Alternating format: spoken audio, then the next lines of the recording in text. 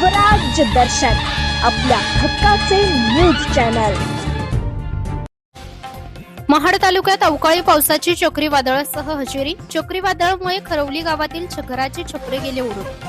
आज महाड तालुक्यातील काही भागांमध्ये अवकाळी पावसाने चक्रीवादळासह हजेरी लावली आहे। खरवली गावातील प्रवीण नामदेव दासगावकर यांच्या घराचे छप्पर उडाल्याने प्रचंड नुकसान झाले आहे।